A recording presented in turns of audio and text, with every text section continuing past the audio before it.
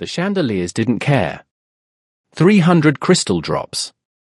Each one catching light and throwing it back like an insult. The Drayton Grand Ballroom was full of money, full of silence, full of people who had learned to look through anyone beneath them. Karen Vale didn't move. He sat at the far end of the marble bar, alone, one hand wrapped around a glass of amber liquor he hadn't touched in 40 minutes. His white hair was swept back. His suit, dark, tailored, nothing flashy, sat on him like armor. His jaw was set. His eyes were steady. He wasn't watching the room. The room was watching him. That's how it worked with Karen. You didn't look at him directly. You watched him the way you watched something you weren't sure was sleeping. Because men like Karen Vale didn't attend events like this to socialize. They attended to decide things. And no one in the Drayton Grand wanted to be one of the things decided. The Triplet Alpha Syndicate. Karen, Darian, and Zevon Vale weren't rumored to be powerful. They simply were. And tonight, Karen was the only one here. Which meant the other two had already finished their work for the evening. Which meant this one wasn't done yet. The orchestra played something European and expensive near the south wall. Waitstaff moved in precise choreography, trays raised, eyes forward, steps practiced. Guests clustered in formations that weren't accidental. In rooms like this, who you stood near said everything about who you were. And who stood alone said even more. Karen was alone. Not because he had no one. Because he chose it. The glass turned once in his hand. Clockwise. Then stopped. That's when the boy appeared. He came from the east corridor, the one that connected to the service entrance. He was small. 6, maybe 7. Brown hair messy at the crown, hoodie grey and slightly too large, sneakers worn at the toes. He moved fast. Not running, but close. The walk of someone who had learned that running attracted attention. He wove between legs.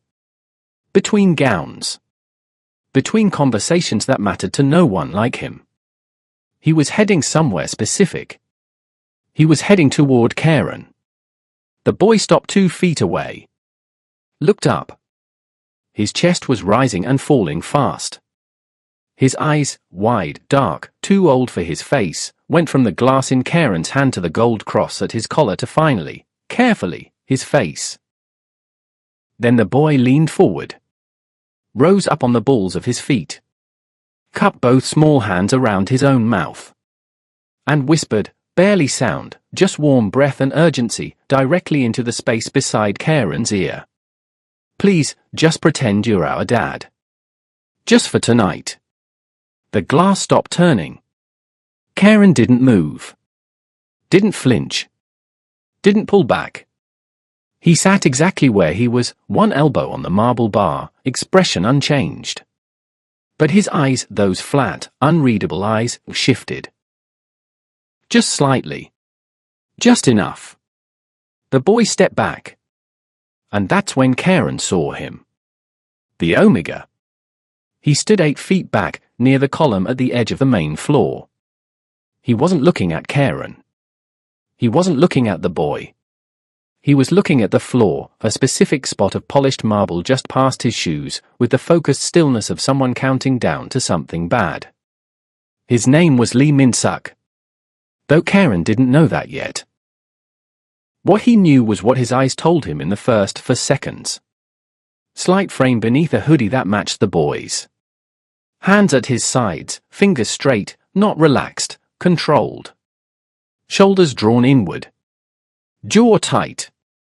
A bruise on the left side of his wrist, just below the sleeve's edge, the kind that came from something gripping, not something falling. He was braced.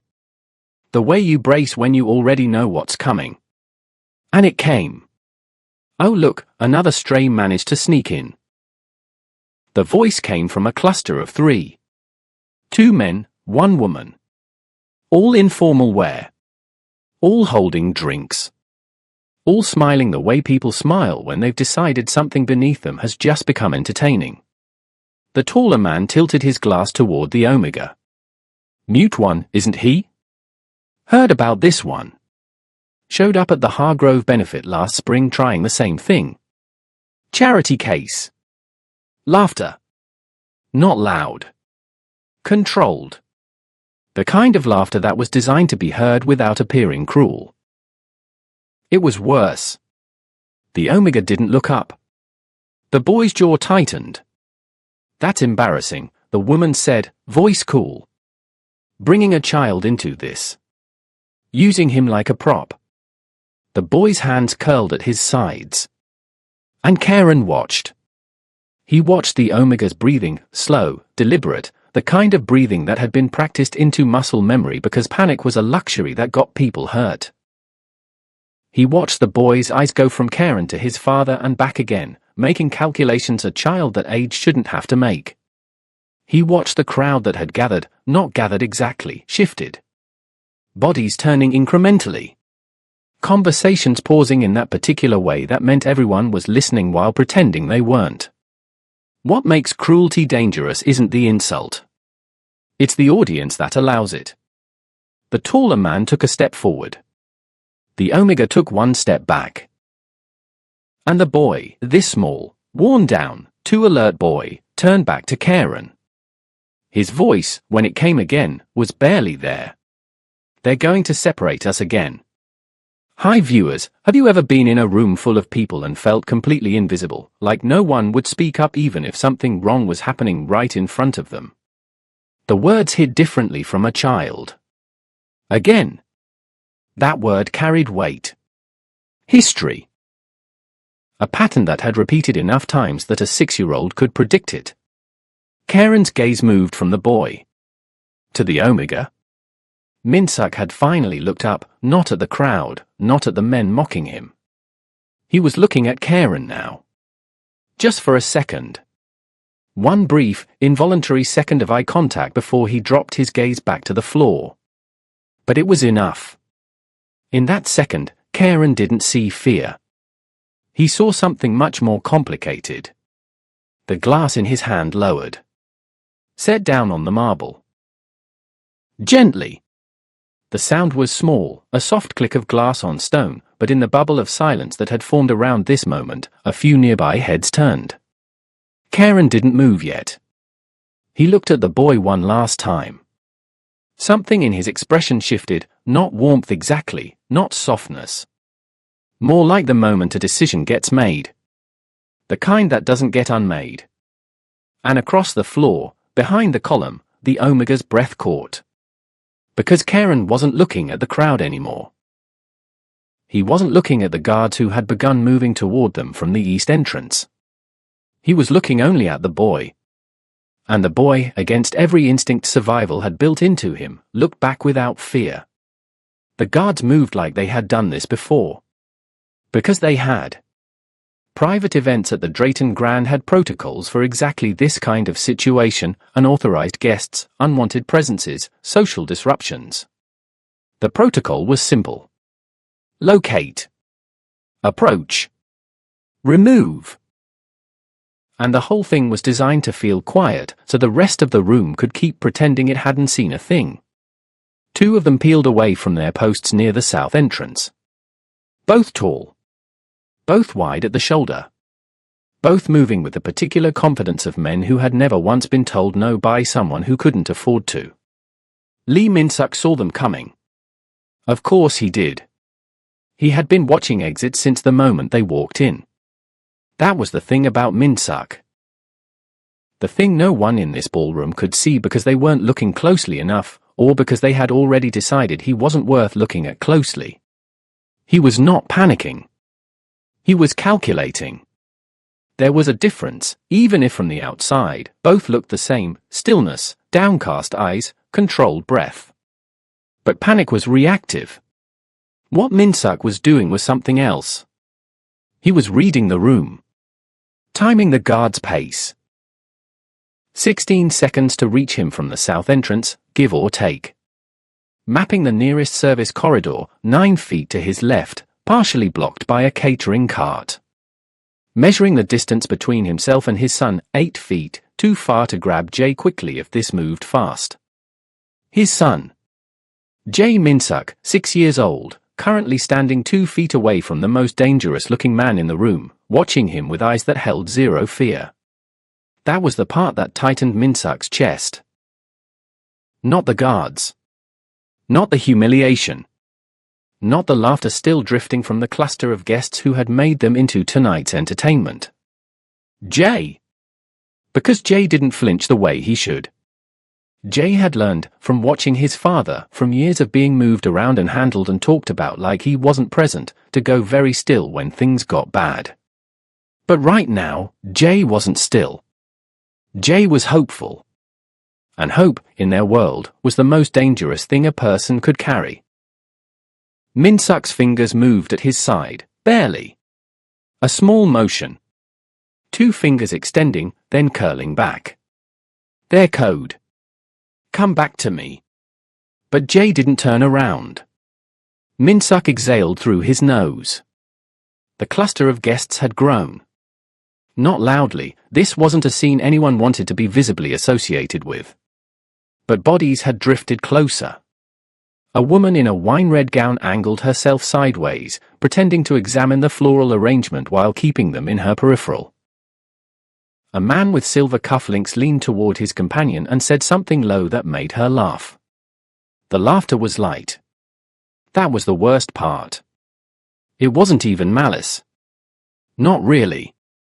It was boredom wearing Malice's clothes. They weren't cruel because they hated him. They were cruel because he was there, because he was different, because it cost them nothing, and for people who had everything, things that cost nothing were the easiest to waste. Min-suk had learned this. Had spent years learning the specific texture of this kind of cruelty, the way it moved, the way it dressed itself up, the way it ended. It always ended the same. The bruise on his left wrist throbbed. He didn't reach for it. He never reached for it in public. Reaching for it meant acknowledging it, and acknowledging it meant giving the room something to ask about, and questions led to answers he couldn't give. Because answering questions required a voice. And Min-suk hadn't spoken in 3 years, 2 months, and 11 days. Not because he couldn't. Because speaking had stopped being safe. Fear teaches the body to survive. But it also teaches it to disappear. He had disappeared, inch by inch, until what was left was just enough to keep Jay fed, Jay sheltered, Jay breathing, Jay safe. That was the math. That was all the math there was. The guards were 10 seconds out now. Min-suk's eyes moved to the service corridor. 9 feet. Cart partially blocking. If he moved now? A hand on Jay's shoulder. Large. Steady. Unhurried. Min-suk's whole body went rigid. But it wasn't a guard's hand. It was Karen Vale's. He had moved without Min-suk seeing him move, and that, more than anything, was what locked Min-suk's feet to the floor. Because men who moved like that, who closed distance without announcing it, were operating on a different level. They didn't rush because they didn't have to. The room reorganized itself around them before they arrived. Karen's hand rested on Jay's shoulder, not gripping, not pulling, just resting. Present. He was looking at Min-suk now. Not at the guards. Not at the cluster of guests. At Min-suk. Direct. Unhurried. Like he was reading something written in small print. Min-suk's chest did something complicated. He looked away first. Of course he looked away first. But not before Karen's eyes had moved, quickly, systematically. Down to his wrist, back up to his collarbone, across to his posture. It wasn't the way the guests had looked at him tonight.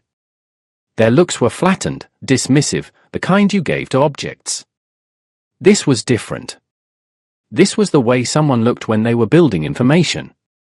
Building a picture. The guard slowed. One of them met Karen's gaze. Then looked away. Min-suk noticed. He hated that he noticed. And then Karen did something with his left hand, a small gesture, barely movement. 2 fingers lifted. A direction given to the guards without a word, without a look, without anything that could be called a command out loud. The guard stopped. Stood.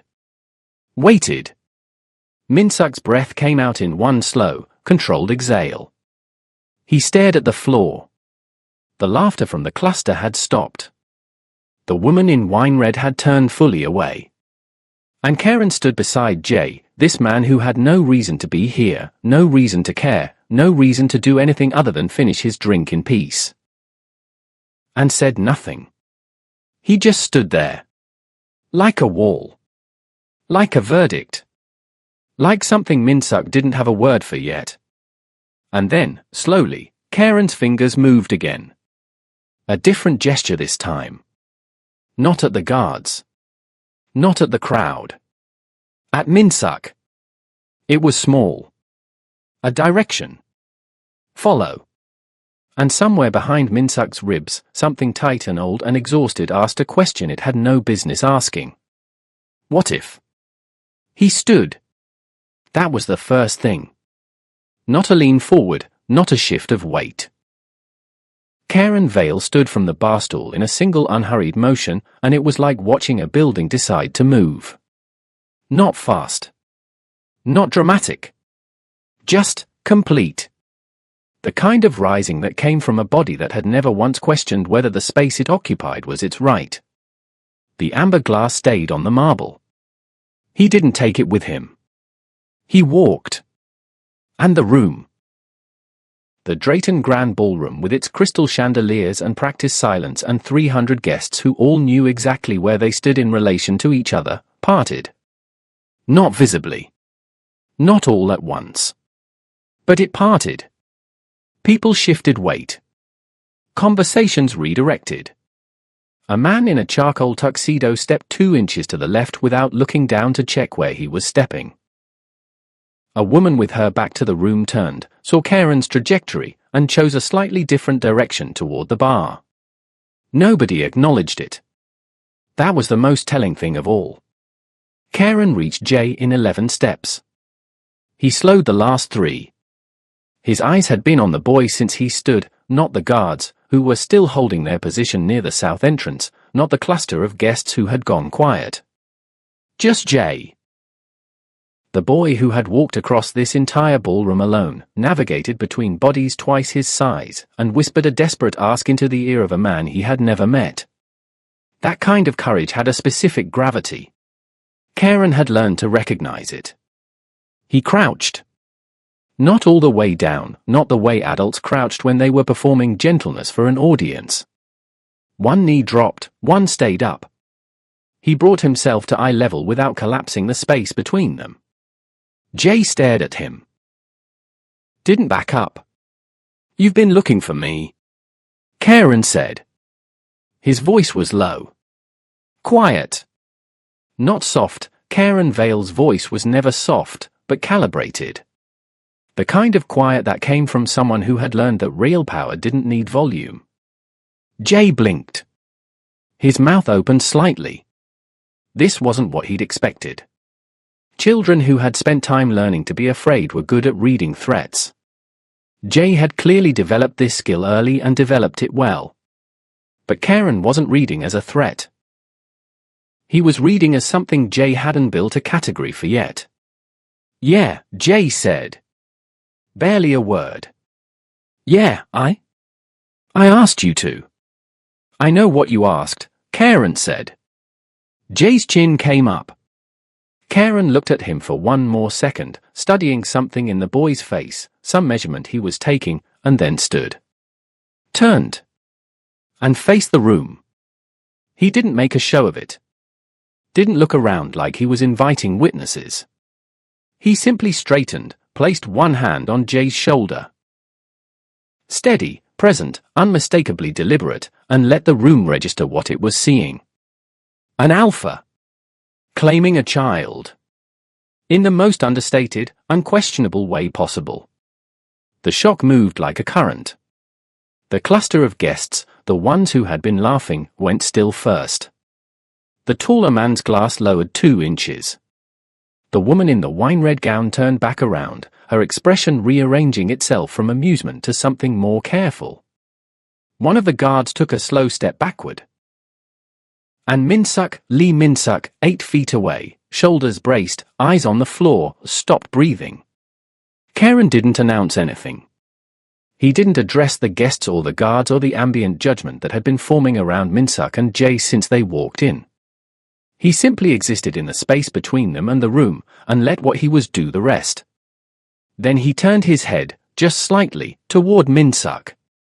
"Come here." Not a command. Something adjacent to a command. A direction given with the certainty that it would be followed, because everything in Karen's bearing said he existed in a world where his directions were followed. Min-suk came. He moved carefully, not rushing, not stumbling, the controlled movement of someone managing their own body in real time. He stopped beside Jae. Kept his eyes down. Karen's gaze moved over him again. Quick. Specific. Then he crouched slightly. Not down to Jae's level this time, but enough to bring his face closer to Min-suk's averted one, and said something. Low enough that no one else in the room could catch it. 4 words. Maybe 5. His mouth barely moved. Jae looked up at his father. Min-suk went very still. His breathing, that controlled, practiced, disappearing kind of breathing, broke. Just for a second.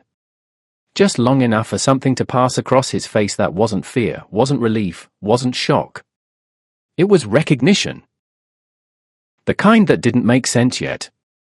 The kind that landed before the explanation arrived. The guards near the south entrance exchanged a look. One of them touched his earpiece. The cluster of guests had fully separated now, each person redistributing themselves into other conversations with the careful speed of people who had decided they hadn't been watching. But they had been. And they had seen. And what they had seen was Karen Vale, youngest of the Triplet Alpha Syndicate Kings. Standing beside an Omega and a child that no one in this building had any reason to believe belonged to him. Claiming it anyway. Karen straightened. Adjusted his cufflink. And said, loudly enough for the immediate space to absorb. "We're leaving." Not a question. Jae looked up at Min-suk. Min-suk finally looked up, not at Jae, not at the room. At Karen.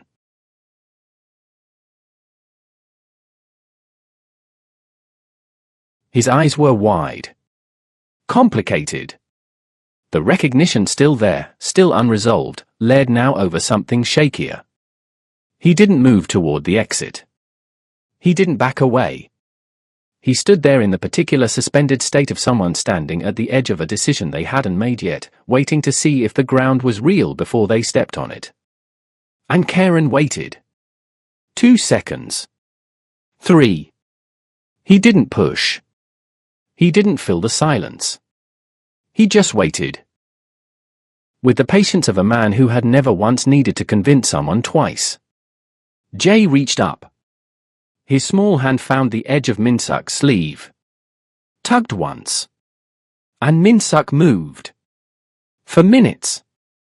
That was all the time the corridor cameras were down. Later, the building's security team would review the log. They would find a timestamp, 9:41 p.m., where 3 cameras in the East Wing went offline simultaneously. No error code. No system alert. Just a gap. For minutes of nothing, and then the footage resumed as though it had never stopped. No one would be able to explain it. No one would try very hard. Because the East Wing corridor was behind the Drayton Grant's kitchen service area, a stretch of narrow hallway, fluorescent lit, smelling of linen and catering prep, where guests weren't meant to be. Where the marble ended and the plain grey tile began. Where the gap between how this building presented itself and what it actually ran on became visible. Min-suk stood with his back near the wall. Not touching it, just near it. Close enough to use if he needed to. Jae was beside him, one hand tucked into Min-suk's, watching Karen with that particular attentiveness he had, that old eyes quiet, that made him seem less like a child waiting for something to happen and more like a child observing something he was already cataloguing. Karen walked the length of the corridor. Not pacing. Not restless. Measuring. He moved in a slow circuit, from the door they had come through, to the wall at the far end, back again, and when he came back to the center of the space he stopped. He looked at Min-suk. Min-suk looked at the floor. Karen let that go. For a moment. He stood at a distance that was just slightly closer than neutral, not crowding, not retreating, but present in a way that had weight to it. He wasn't performing calm. He was calm. The difference was in the stillness, the absolute steadiness of a man who had been in uncomfortable situations so many times that discomfort itself had stopped registering. He studied Min-suk. Not the way the ballroom guests had studied him, as a category, an intrusion, something to confirm a conclusion already made. This was different. This was slower. It moved detail by detail. The bruise on the wrist, old enough to yellow at the edges, recent enough to still be raised. The way Min-suk's right shoulder sat slightly higher than the left, a chronic protective adjustment. The way he held Jay's hand, fingers loose enough not to alarm the boy, tight enough to communicate what the rest of him couldn't say. Karen's jaw shifted. Why you? The words came out flat. No preamble. Min-suk's chin didn't move. His eye stayed on the floor. Karen waited. When no answer came.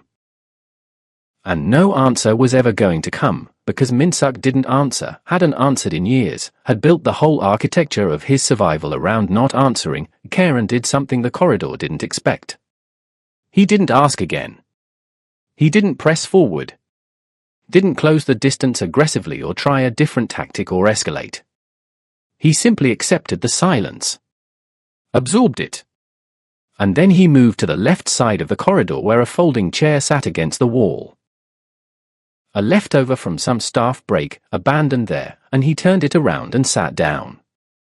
Just Saturday. Elbows on his knees. Head level. Eye still on Min-suk. Not threatening. Not performing patience for an audience. Just there. Jay glanced up at his father. Then at Karen. Then sat on the floor, cross-legged, like the corridor was a perfectly reasonable place to settle in, and looked between them with that cataloguing expression. Min-suk finally looked up. Not at Karen's face. At his hands. The large, ring-adorned hands with their gold watch and their ease, hands that had crushed a glass and made guard stop without a word being exchanged. Karen noticed Min-suk looking. He turned one hand over. Palm up. The way you might show someone you weren't holding anything. Min-suk's gaze traveled up. Made it to Karen's collarbone. Stop there. Karen said, you've been moving around. Not a question. Min-suk's jaw tightened slightly. A long time. Still not a question. Both of you. Jay's head tilted. Karen looked at the boy for a moment. Something in his face changed when he looked at Jay, something small and uncharacteristic that didn't fit cleanly into any of the categories people usually assign to men like him, and then he looked back at Min-suk. You're not weak, he said. Flat. Certain. You're contained. Min-suk went still. Not the practiced stillness of someone managing themselves. A different kind. The stillness that comes when something hits a place that hasn't been touched in a long time. His eyes finally came up. Made it to Karen's face. Stayed there for 3 full seconds before dropping again. But in those 3 seconds, Karen caught it. Caught the thing behind the defense. Behind the bruise and the calculated breathing and the 3 years of choosing silence because speaking had cost too much. It wasn't fear. It was exhaustion. The kind that had gone so deep it had stopped feeling like exhaustion and started feeling like the floor. Karen stood. He didn't move toward Min-suk. He moved toward the door. And paused with one hand on the frame. Same time next week, he said. It wasn't posed as a question. Min-suk stared at the back of his head. Karen left. The cameras came back online at 9:45 p.m. The corridor showed nothing, just empty hallway, fluorescent light, grey tile. No evidence of anyone having been there. No trace. Except for Min-suk, still standing against the wall, Jae's hand in his, staring at a closed door. And the folding chair, turned to face outward. The way Karen had left it. The second meeting was a Thursday. The third was a Tuesday. After that, neither of them kept track of the specific day. It was every week. That was the fact. Every week, in a small room on the 4th floor of a building Karen owned that Min-suk would later learn was not a coincidence. That practically nothing Karen did was a coincidence. They met. The room was plain. No marble. No chandeliers. A table, for chairs, a window that looked out over a stretch of the city that was neither impressive nor ugly. A cabinet along the east wall. The kind of space designed to be forgotten, to hold whatever purpose was brought into it without insisting on its own. Karen always arrived first. He was always there when Min-suk and Jae came through the door. Already seated, already still, with a pot of tea on the table between the chairs. He never explained the tea. Never asked if they wanted it. He simply poured it. 3 cups. Every time. Jae took to it immediately. Children who have spent significant time in instability develop an attachment to routine that is almost fierce in its specificity, and Jae had identified these meetings as safe, which meant every detail of them became precious. He sat in the same chair every week. He wrapped both hands around the cup the same way. He watched Karen across the table with the same open, calculating attentiveness. Min-suk Saturday. He kept his hands in his lap for the first 2 meetings, then, on the third, he reached for the tea. Karen didn't react. Didn't mark the moment. That was the thing about these meetings that Min-suk kept finding himself adjusting to, week after week. There was no performance of patience. No visible effort at warmth. Karen sat across from them with the same steadiness he had brought to the corridor that first night, present, watching, unhurried, and the absence of pressure was itself a kind of pressure. Because Min-suk kept waiting for the ask. There was always an ask. That was the pattern of every interaction he had learned to navigate. People who helped had reasons. People who showed up with resources and space and 3 cups of tea every week were building toward something. Min-suk had learned this early and learned it hard. But week 4 came and went. Week 5. Week 6. And Karen asked for nothing. He asked questions, practical ones, in a tone that was direct without being invasive. Where are you currently staying? Is that stable? Does Jae have what he needs for the school he's in? He asked them the way a man reviewed logistics, not the way a man assembled leverage. Min-suk answered in writing. He had started carrying a small notebook. Karen read his answers without commenting on the fact that they were written. Without remarking on the silence. Without making it strange. That, of all things, made Min-suk's chest do the complicated thing it kept doing in these rooms. Being unseen was familiar. Being seen the wrong way was familiar. Being seen, actually seen, the specific uncomfortable precision of being read correctly, and having it treated like it simply was what it was, no adjustment required, was not. Min-suk didn't know what to do with that yet. Dependence doesn't begin with need. It begins with relief. Jae, by week 7, had stopped cataloguing Karen. He had started talking to him. Not the careful, scripted kind of talking children do with adults they are uncertain of, the polished-up version of themselves they offer to people they don't fully trust. The real kind. The kind that jumped subjects without warning and asked questions that didn't have clean answers and offered opinions about things that nobody had asked his opinion about. He told Karen about the school. About the teacher who pronounced his name wrong every day even after being corrected. About the other kids. About a book he'd read 3 times because they kept moving and he couldn't get new ones. Karen listened. Fully. He responded, occasionally, directly, without talking down. Once he sourced 3 new books and left them on the table without mentioning it. Jay arrived, saw them, and looked at Karen with an expression that was trying very hard to stay controlled and losing. He didn't say thank you. He picked up the first book and held it with both hands. That was enough. Min-suk watched this happen and felt something shift in the math he had been running since the first night in the corridor. The math that said, "This is temporary, don't let Jay get attached, keep your weight off this floor because it won't hold." The math was changing. He didn't know if that was good yet.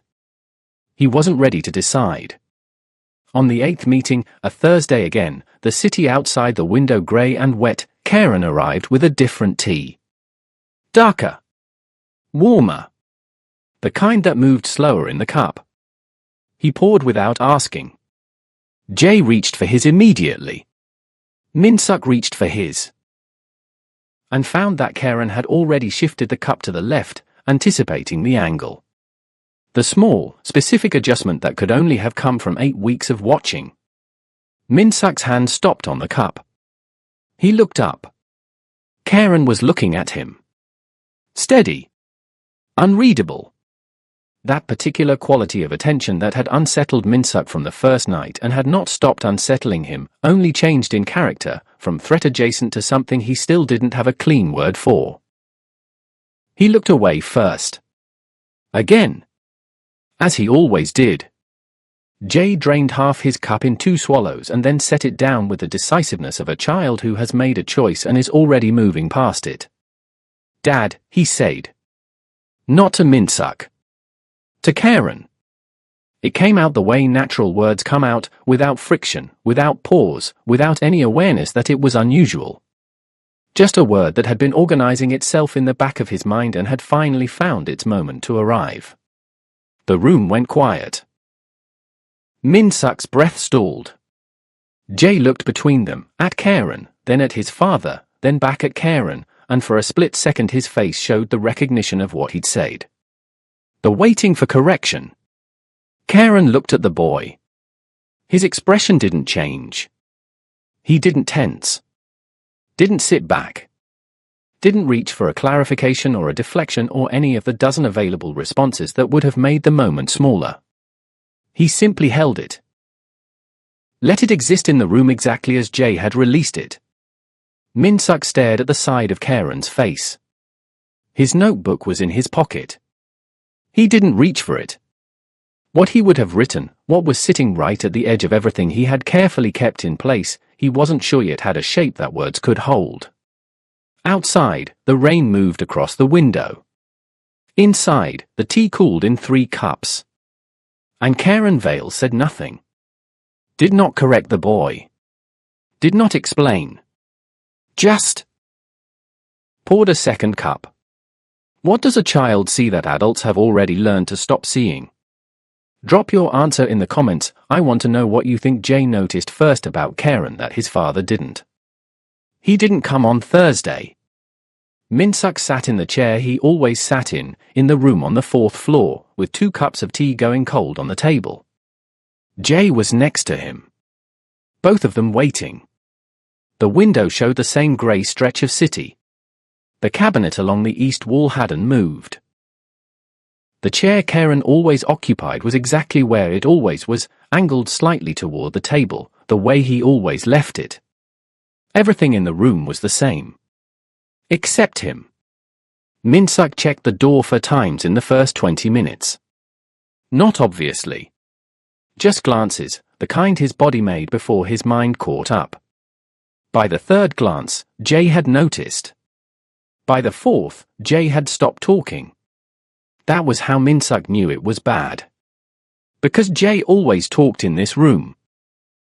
This was the one place Jay talked like a child, loose and fast and without armor, and the silence that replaced it now had weight. Had specific shape. The shape of a child who had learned that when adults went quiet, it was usually because something was about to change. The hour passed. They left. Minsuk told himself it was 1 week. Schedules shift. People have things. The second week, he didn't sit as long. He poured 1 cup. Drank it standing. Left. By the third week, he didn't pour anything. He stood inside the door for 11 minutes. He counted, the way he counted everything now, because counting gave the body something to do while the mind ran its damage assessment, and then he turned around and walked back out. Jay didn't ask questions. That was the part that stayed with Minsuk. Jay was 6. Jay asked questions about everything. About the teacher who mispronounced his name, about the city outside the window, about why some teas were darker than others. Jay asked questions the way he breathed. But he didn't ask about Karen. He just stopped mentioning him. The way children stop mentioning things they've decided are too fragile to say out loud. And Minsuk, standing in their small rented room that smelled of damp carpet and someone else's cooking from the floor below, watched his son not ask the question. Watched him arrange his 3 books on the windowsill with the careful precision of a child organizing the things he still had, and felt something move in his chest that was old and heavy and deeply familiar. He had felt it before. Every time something had been present and then wasn't. The most dangerous form of power isn't presence. It's withdrawal after attachment has already formed. He knew this. He had known it going in. He had watched Jay attach and told himself it was manageable. Told himself the math still worked, that this was supplemental, temporary, a resource that would eventually reallocate itself because resources always did. Told himself he had not let his own weight settle. He had told himself a lot of things. None of them had held. On a Friday night, 3 weeks in, the city cold and the window fogged at the corners, Minsuk left Jay with the woman downstairs who sometimes watched him, put on his coat and walked. He didn't decide where he was going. His feet made the decision before he did. It took 40 minutes. The Drayton Grand Ballroom was hosting a private event again, different occasion, same structure. Light through the tall windows. Sound pressed against glass. The same choreography of exclusion made to look like elegance. Minsuk stood across the street. He didn't go in. He didn't have a plan. He just stood there on the pavement, in the cold, looking at the building that was the beginning of all of this. Trying to understand what he was doing here, what he had thought he would find, what answer he expected the building to give him that he hadn't already given himself. And then he heard it. 2 men. Coming around the building's east side, service entrance side, same corridor they had used that first night. Walking with the particular ease of men who didn't check whether they were being overheard. Omega's been flagged again. Same one. Someone ran his ID after the gala incident. Came back irregular. Hargrove wants him moved before the season ends. A pause. The boy too. Obviously. Laughter. Then the door closing behind them. Minsuk stood on the pavement. The cold had gotten into his coat. He didn't move. Flagged. Moved. He had heard those words before, in different rooms, from different mouths, but always carrying the same specific weight. The administrative language that people used when they had already made a decision and were in the process of making it someone else's paperwork. Disposable. That was the word underneath all the other words. He had always known they saw him that way. He had always known. But knowing a thing and hearing it said plainly, in that bored and casual tone, like it cost nothing, like it was obvious, like there was no other way to categorize him, were 2 different experiences. His hands were in his pockets. He found the edge of the notebook with 1 finger. He didn't pull it out. He just stood there, in the cold, holding on to the one thing that had always been his, the silence, the control, the careful contained architecture of himself, and felt it thin in a way he couldn't stop. The letter arrived on a Monday. Official seal. Heavy paper. The kind of envelope that had been designed to communicate authority before you even opened it. Min-suk held it for a long time at the kitchen table, longer than made sense, turning it over once, then again, as though the back might say something different. It didn't.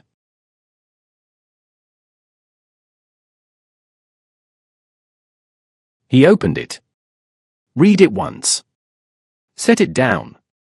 Read it again. The language was formal but the meaning was plain. A formal complaint had been filed against him under 3 charges: unauthorized entry into a restricted private venue, identity documentation irregularities, and a review of his current child custody arrangement had been initiated based on concerns regarding, and here the letter used a phrase that had clearly been written by someone who had done this before. Instability of care environment. He had until Friday. Today was Monday. Jay was at school. Min-suk sat at the table for a long time. Then he folded the letter, put it in the notebook, and began making a list of what he knew, what he had, and what he didn't. The list of what he didn't have was longer. He arrived at the hearing location on Friday morning 20 minutes early because that was the kind of thing he did. The small controllable things, the things that said I am present, I am not hiding, I am standing in whatever space this is, even if this space has already decided, and he had Jay with him because there was no one else. The building was not the Drayton Grand. It was smaller. Fluorescent lit. The kind of bureaucratic space that had been designed to be functional without being comfortable. Chairs in rows. A desk at the front. 3 people behind it. 2 men and a woman, all in formal clothing, all with a specific expression of people whose job was to make decisions about other people's lives and who had learned to do it with a certain professional distance. The room was not empty. There were other people there, observers, witnesses, some with legal representation beside them. And there were guests. Some of them Min-suk recognized. The taller man from the gala. The woman in the wine-red gown, now in something grey. 3 others he had seen in the cluster that had been laughing. They weren't laughing now.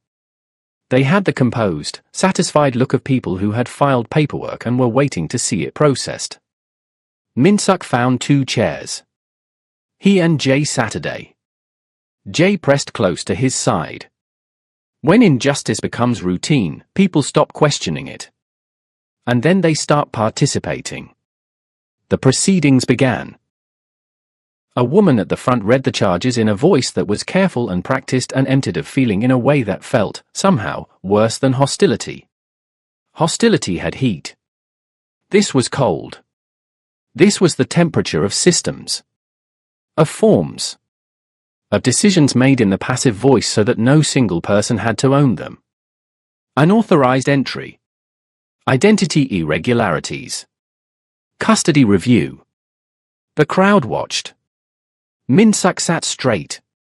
His hands were in his lap. His right hand covered his left wrist, not hiding it. Just resting there. Jay was not crying yet. He was doing the thing he did, the old eyes cataloging, the holding himself completely still, the specific quality of stillness that looked like calm from the outside but that Min-suk knew, in his bones, was not calm at all. It was endurance. 6 years old and already fluent in endurance. A guard stepped forward. Read something from a page. Min-suk's documentation, he said, could not be verified through standard channels. The taller man from the gala nodded once. The woman in grey looked at her hands. Jay's shoulder was pressing hard into Min-suk's arm. Min-suk didn't move. He kept his eyes forward.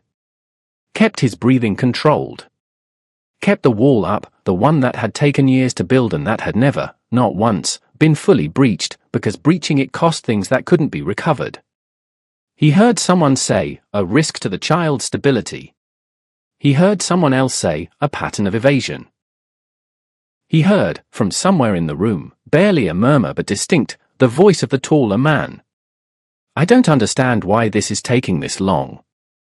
And from behind him, quiet and precise. Remove them. Jay made a sound. Small. He'd been holding it in and couldn't hold it anymore. It wasn't a word. It wasn't a sob. It was the kind of sound that comes from a body that has been bracing against something and finally, for one unguarded second, can't. Min-suk's jaw moved. His hand came up. Just slightly, pressed briefly to the top of Jay's head. Come back. Stay with me. The guard on the left stepped forward. His hand went to Min-suk's arm. Min-suk's eye stayed forward. He let the hand close around his arm. He let it. Because fighting, in this room, with this audience, with Jay beside him, fighting would give them the story they wanted. It would be its own kind of losing. His wrist throbbed under the guard's grip. The bruise. The old one, yellowed at the edges, never fully healed, throbbed. And the room watched. The same crowd that had laughed. The same crowd that had looked away. Now they watched with that particular quality of attention that wanted to see an ending, something clean and final that would let them walk out of here and go back to their lives with the matter resolved. The guard pulled. Min-suk moved with it. Jay reached for his hand. And from somewhere near the back of the room. From a direction no one had been watching, because no one had been watching that direction, a voice. Not loud. It didn't need to be loud. Stop. The guard didn't stop. That was the first mistake. He kept moving, kept his hand around Min-suk's arm, kept the pressure up, kept walking them toward the side exit like the word hadn't reached him, or like he had decided it didn't apply. The second mistake was what came next. He pulled harder. The force of it caught Jay off balance. The boy stumbled, his hand losing Min-suk's, and the sound he made when he stumbled, when the connection between them broke, was the kind of sound that cut through every layer of practiced composure a room might have assembled. Jay hit the floor on one knee. Got up immediately. Not crying. Just up. Chin raised. Eyes going straight to his father the way a compass needle finds north. Min-suk twisted, not a fight, not a struggle, just a rotation of the upper body toward his son. And the guard tightened his grip. On the bruised wrist. On the exact point that had been gripped before. And Min-suk, who had not made a sound in this room, who had sat through the charges and the careful bureaucratic language and the crowd's satisfaction and the taller man's voice saying remove them, made one now. Not loud. Not a word. A breath that had run out of room. The kind your body makes when pain arrives faster than your ability to suppress it. The worst kind of pain isn't inflicted. It's witnessed. And ignored. 3 people in the front row turned away. The woman in grey examined her sleeve. The taller man checked his watch. And Jay, 6 years old, already fluent in endurance, stood 3 feet away and watched his father get dragged and did not look away. Because he was his father's son. And his father had never looked away. The exit was at the far end of the room. Marble floor. Polished. The kind of surface that reflected everything. The ceiling, the lights, the people watching, and returned it all slightly distorted, slightly cold. The guard moved toward it. Min-suk moved with him. Not fighting. Not resisting. Just moving. But his eyes were open. Still open. Still forward. Still holding the line that said, I am here. I see this. I know what this is. Jay followed. Nobody stopped Jay from following. Because nobody was paying attention to Jay right now. They were watching the Omega, watching the exit, watching the thing resolve itself so they could leave, and Jay used that the way his father had taught him to use it, without being taught, just by being shaped by the same years. He walked 3 feet behind. Eyes on his father's back. The room was quiet. The kind of quiet that comes when everyone has agreed, without speaking, to let something happen. The marble caught every footstep. Every dragged step. Every small sound. And then, From the back of the room, from the direction no one had been watching, a sound. Different. Not a voice. Not a command. A crack. Sharp. Clear. The specific sound of something under pressure giving way, not shattering, not breaking apart, but cracking. The difference between an explosion and a fault line. The guard slowed. Not because he was told to. Because the sound had a quality to it that stopped movement involuntarily. The way certain sounds do, the ones that arrive before explanation, that the body processes before the mind. Everyone in the room turned. Karen Vale was standing at the back. He hadn't announced himself. He hadn't come through the main entrance, or if he had, no one had seen it happen. He was simply there, standing at the far end of the room, in a dark suit, completely still. His right hand was raised. In it, or what was left of it, a glass. Heavy crystal.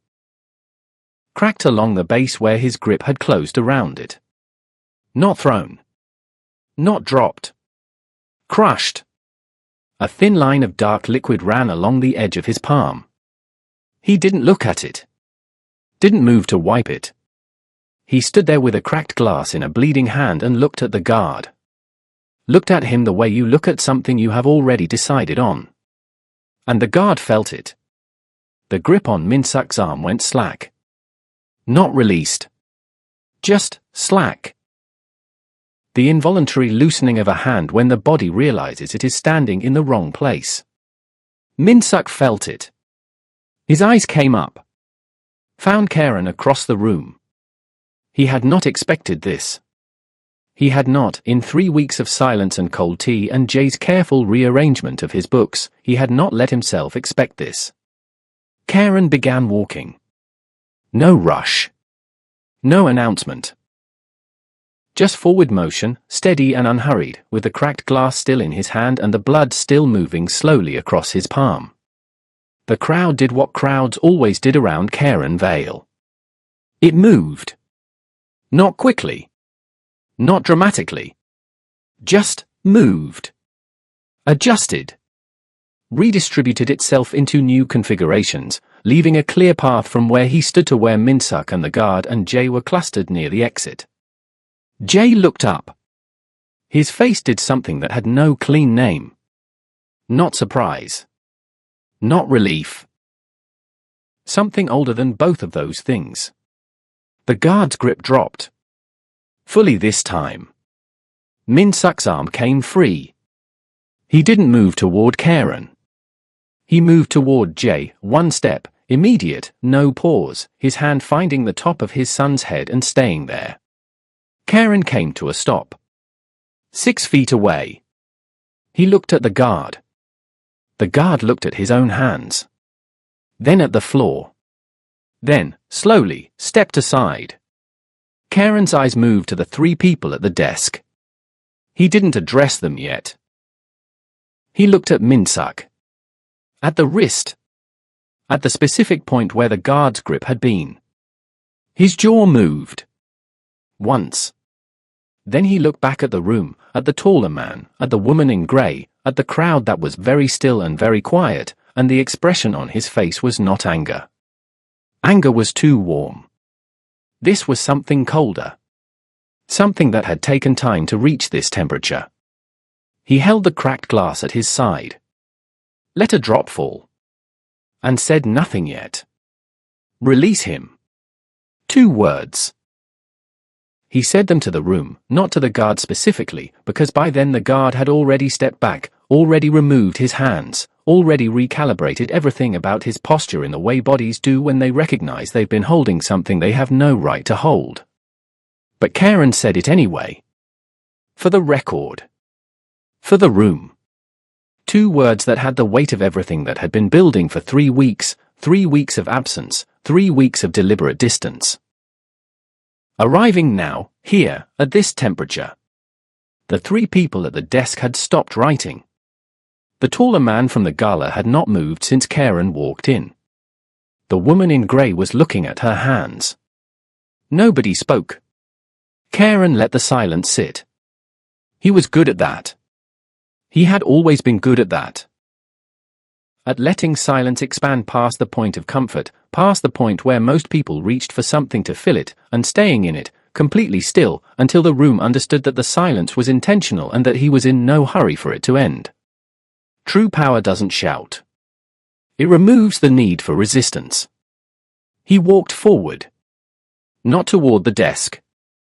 Not toward the taller man. Toward Min-suk. He stopped 2 feet away. His right hand was still bleeding. Not dramatically, just the slow, dark line across his palm that came from holding broken glass too long. He hadn't looked at it once since entering the room. Hadn't shifted his grip. Hadn't made any adjustment that would indicate it mattered. It didn't, apparently. To him. He looked at Min-suk. Min-suk looked back. 3 weeks of nothing and now this. This room, this moment, Karen standing 2 feet away with a cracked glass and a bleeding hand and the same steadiness he had always carried, the same absolute unrushed certainty, like he had always known he would arrive here, had simply chosen the moment. Min-suk's jaw was tight. His eyes held something that wasn't gratitude and wasn't anger and wasn't relief. It was more complicated than any of those things. It was the expression of someone who had held themselves together through something difficult and was now being seen in the aftermath of holding, which was somehow harder than the holding itself. Karen didn't comment on it. He turned, slowly, with the full deliberateness of a man who knew exactly what a room saw when he moved, and faced the desk. "These charges," he said, "are being withdrawn." Not a request. The woman at the desk blinked. "Sir, this proceeding has been formally withdrawn," Karen said again. Same volume. Same pace. The word landing with identical weight the second time. The man beside her touched her arm. Leaned in. Said something Min-suk couldn't hear. She wrote something. Nodded. Looked up. Looked back down. Karen moved toward the taller man. The man's posture, which had been settled, certain, the posture of someone who had come here expecting to watch something finished, changed. Not dramatically. Just enough. The shoulders lifting slightly. The weight shifting back an inch. Karen stopped in front of him. Looked at him the way you look at something you have fully assessed. He didn't speak immediately. Let the man stand in the look for a moment. Then, quiet and specific. "You filed this." Not a question. The man's chin came up. There were legitimate concerns about. "You filed this," Karen said again. Just that. The man went quiet. Karen leaned forward. Not much, just enough to close the remaining distance between public and private, and said something. Just to him. 3 seconds. Then straightened. The man's face had changed. He looked, for the first time since Min-suk had encountered him, like someone who was uncertain about what he had done. Karen turned back. Walked to where Min-suk stood. Jay was pressed into Min-suk's side now.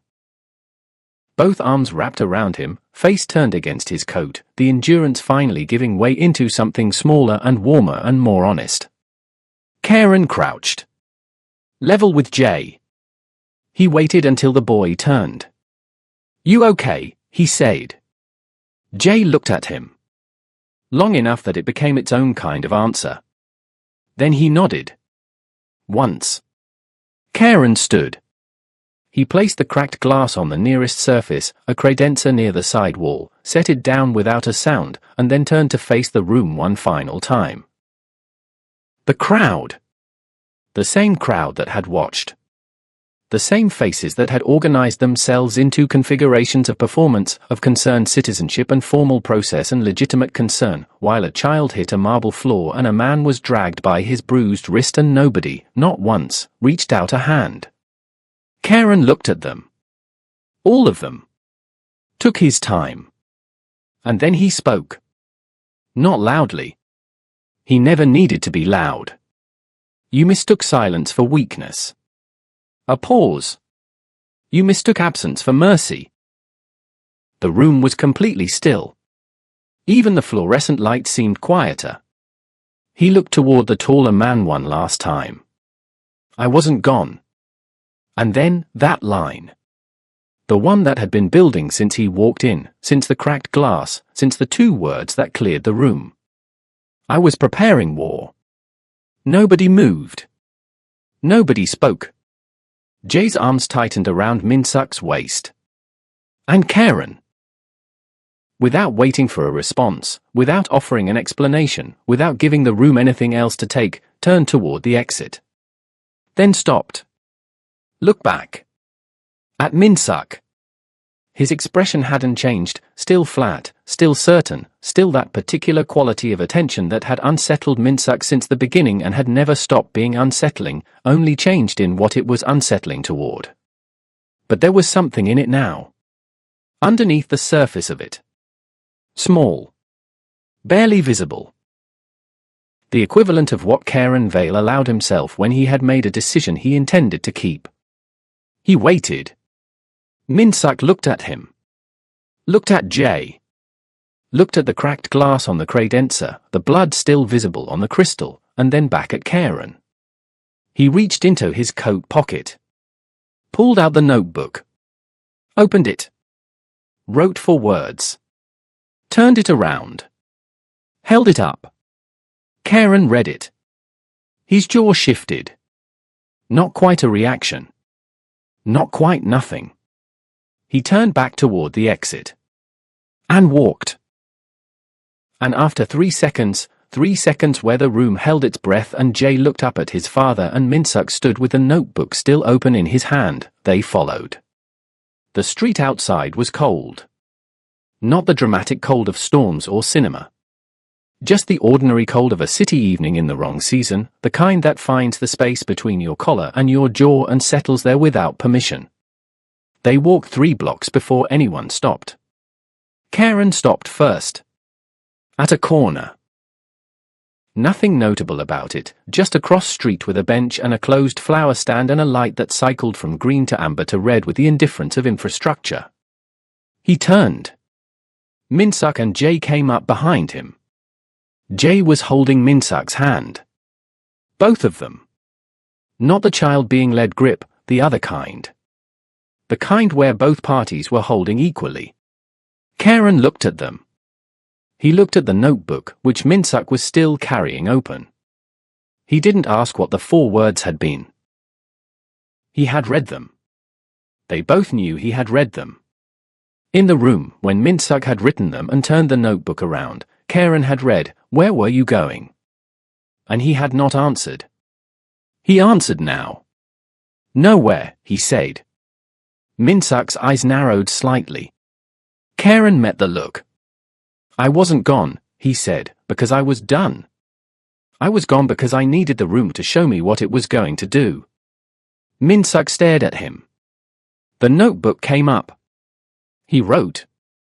"Turned it. You used us." Karen looked at those 2 words for a long moment.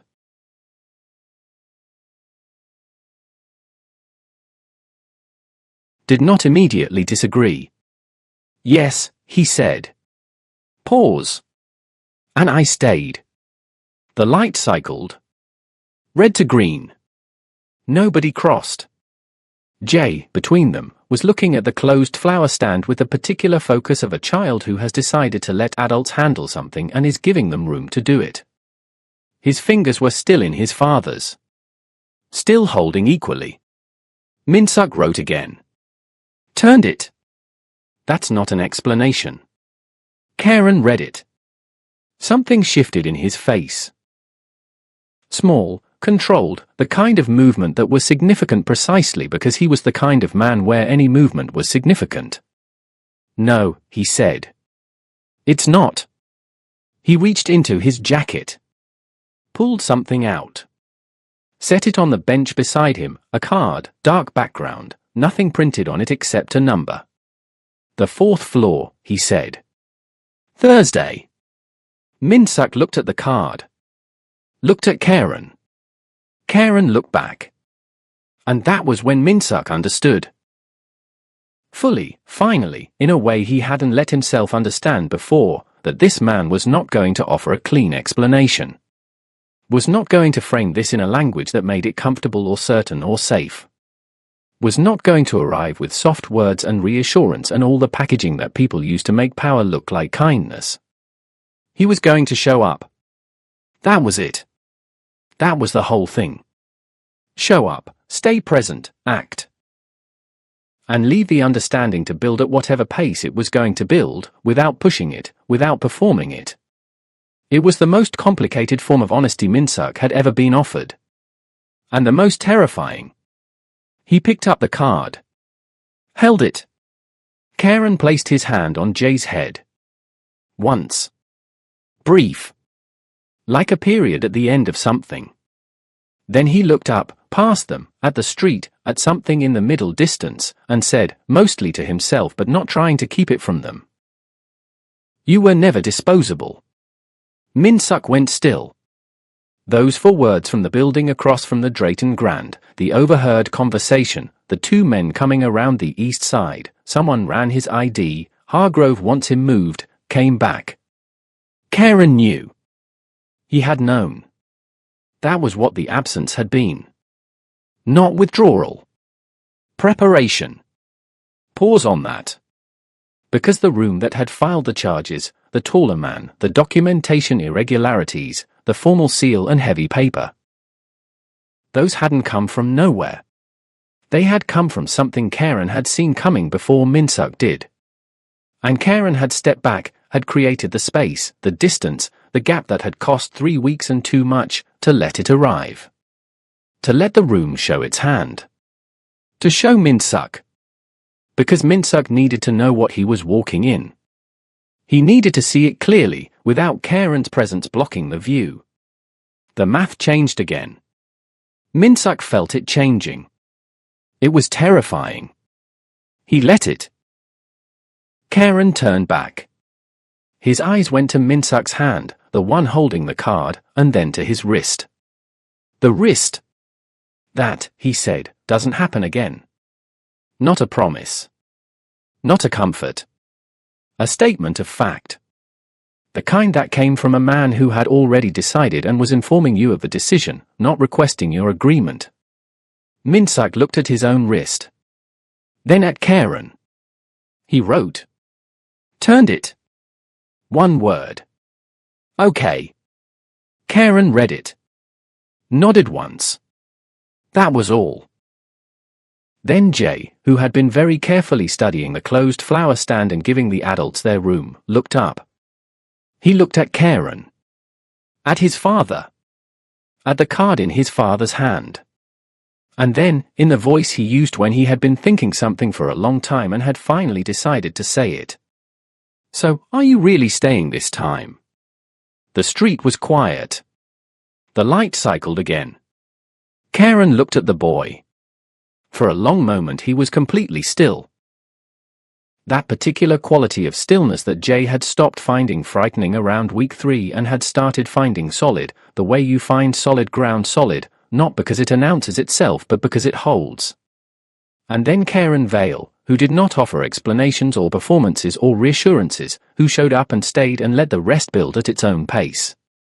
Looked at Min-suk first. Then back at Jay.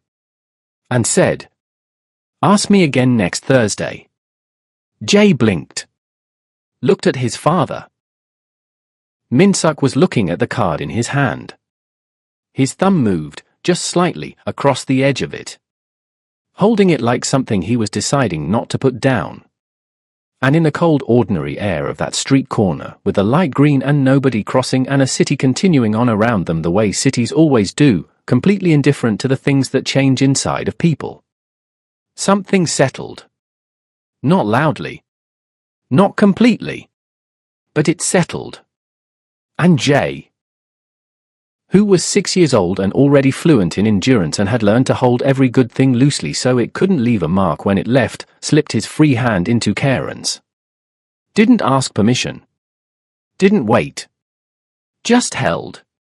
Power doesn't always arrive to save you. Sometimes, it waits until the world shows exactly who it is. And then it shows up on a Thursday. And stays. That story just showed you what strength really looks like, not the loud kind, not the kind that announces itself. The quiet kind. The kind that stays. If this story moved you, if you saw something in Minsuk's silence or in the way Jay held on without asking permission, share this. Someone in your life needs to hear it today.